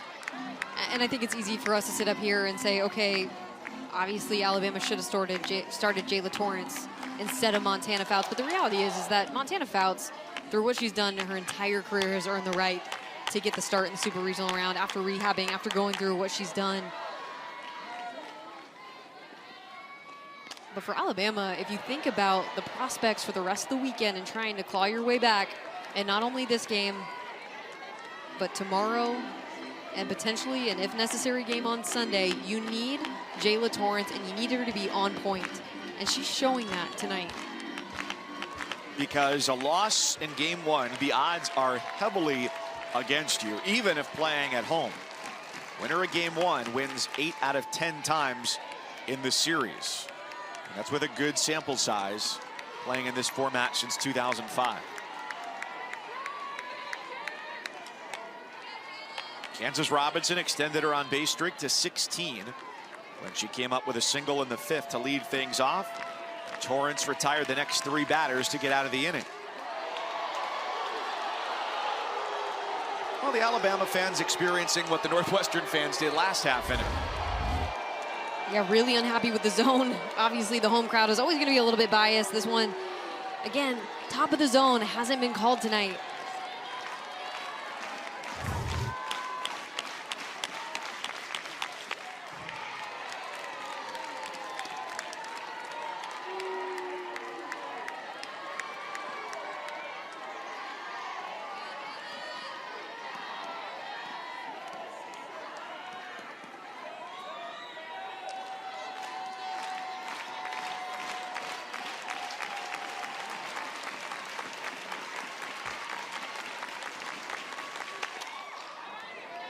Here comes Johnson, full sprint.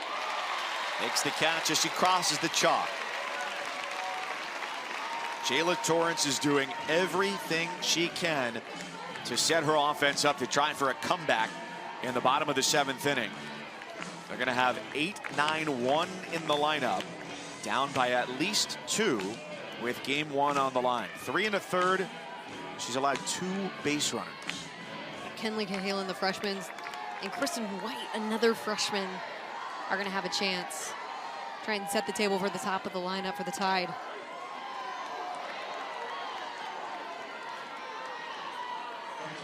when it comes to being in this moment, Northwestern prepared itself in every way it possibly could, whether it was being in the postseason a year ago, whether it was this graduate student group doing it in 2019, but also with the strength of the schedule that they played, they set themselves up from the month of February to be ready to play in this type of an atmosphere. Yeah, without a doubt, this team is battle tested. And they've got a good gripe to have had a better seed in the postseason, given the strength of schedule they played, and a conference tournament, and a regular season championship. When I think about the selection show and hearing where these teams were seated, I could have seen a Northwestern-Alabama matchup here in the Super Regional round, but I would have thought that their seeds would have been flipped, to be quite honest. Number 5 seed was the biggest surprise of day 1 of the postseason. And you take a look at the credentials of Team A and Team B. Who do you think was better there? Well, RPI 7, strength of schedule 7. Who's that? Well, I know who it is. It's Northwestern. And yeah, they are the number 12 seed, but here they are, 3 outs away from going up 1-0. You know, if you look at this matchup, I don't think there's anyone that would have said coming into it Northwestern was an underdog. Even though they're the 12 seed, Bama's the 5. But their experience, their trip to the Women's College World Series last year with basically the same roster minus Rachel Lewis and a Big Ten tournament and regular season championship, there is no way, again, that this team would be considered an underdog in anybody's eyes in the sport of softball.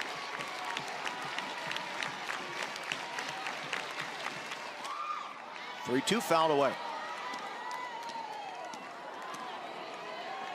They have won 7 in a row, and Northwestern victorious in 31 of its last 34.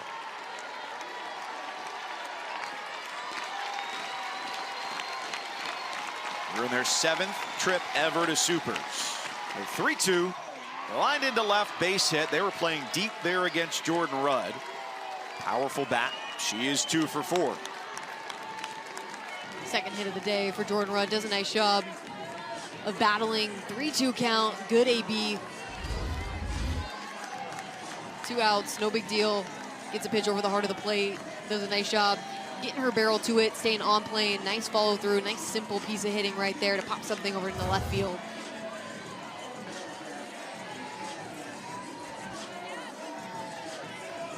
Emmy Farnham is a pinch runner, taking over at first base for Rudd, who will re-enter in the bottom of the 7th.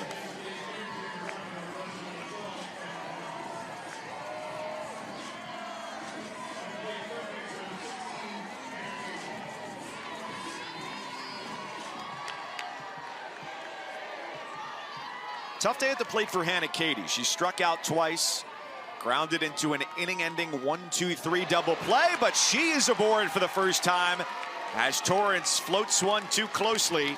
First and second now, with the Wildcats looking to add insurance to a 3-1 lead. And Jayla Torrance finds herself in the toughest situation that she's been in all night long, and Allie Shipman's going to take the opportunity to go talk to her pitcher, refocus her, give her a breath after that hit by pitch. Hannah Katie on the chalk. Jayla Torrance just let one get away from her, lying tight.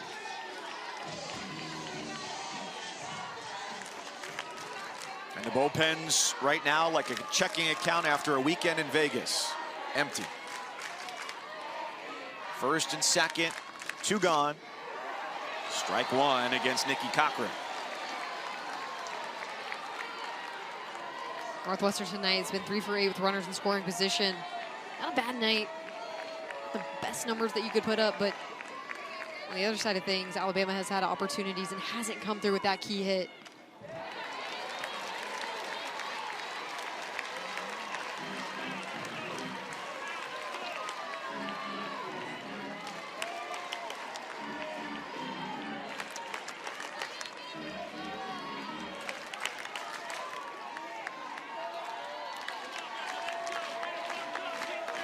Cochran, the daughter of a college baseball player. Chopper back to Torrance, the daughter of a former Alabama football player. Top 7 is behind us now. 3-1. Williams trying to go for the complete game here. It's a 5th year against Kenleigh Cahalan to lead it off for Alabama as the freshman here in her home state steps in to try and start a rally. I'm gonna go back and correct my mistake. Danielle Williams actually has six strikeouts tonight, not 3. Just double what I said.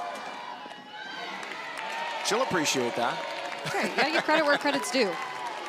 You know, if I'm being honest, on my scorecard, usually, you know, you write down a K on the strikeout, but I wrote filthy changeup a couple times, and that, you know, made my count a little bit off.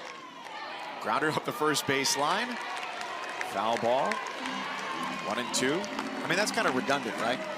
It's true in every at-bat. Yeah, it is redundant because it is filthy.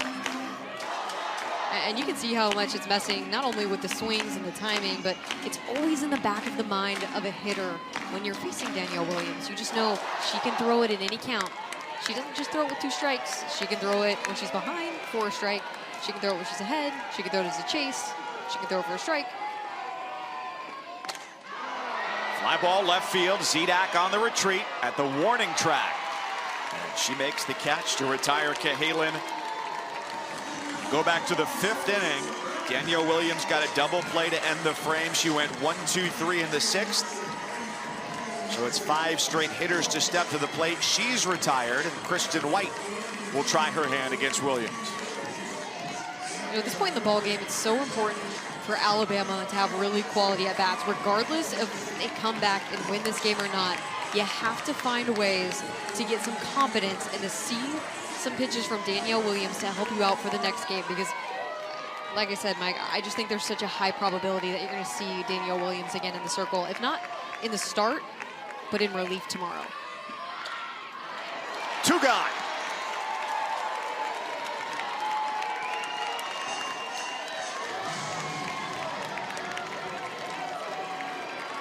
In Super Regionals, the winner of Game 1 takes the series 81% of the time, and Northwestern is an out away from silencing a huge crowd at Rhodes Stadium tonight.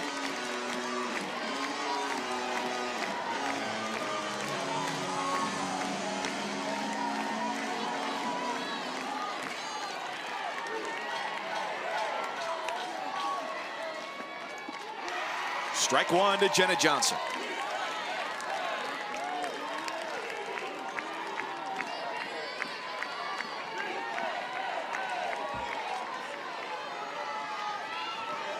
She's put it in the air all 3 times she's come to the plate.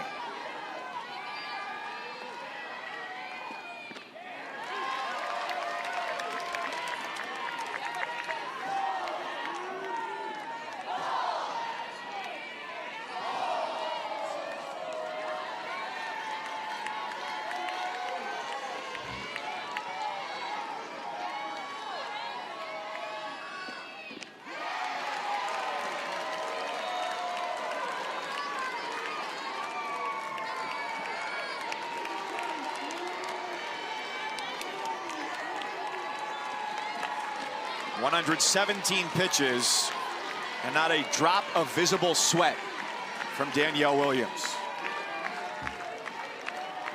1-2 pitch to Johnson is upstairs, just got away. 2-2. I won't be surprised if we see another changeup from Danielle Williams right here. 2-2 count. Seeing Jenna Johnson in front early, that pop up 3 times. One was a hardliner, but deep fly out. 119 pitches. That's the most she's thrown in a game this season. What's been the difference over the last 2 innings? Well, in each of the first 5, Alabama had a runner on base. Danielle Williams is a strike away from going 1-2-3 in the 6th and 7th to close it out on the road.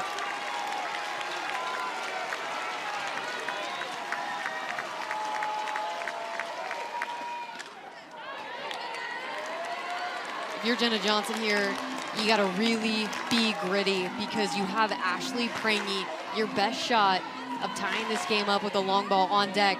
3-2 count. Really got to zone up the ball. Make sure on that high pitch you're not chasing too far up. You're ready on that changeup. It's been a small strike zone tonight, but she's got to defend with 3 balls and 2 strikes.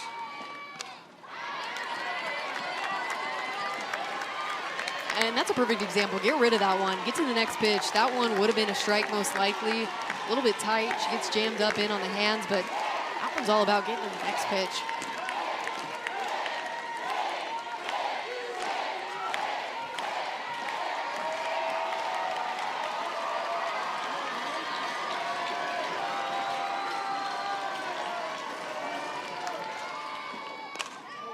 Sharp grounder, third base. Katie collects, and game 1 belongs to the Cats. 3-1 the final at Rhodes Stadium. It's a fantastic environment for this veteran squad. Coming into a really tough environment, did not let it phase them the entire ball game. Danielle Williams was so strong from start to finish in this game.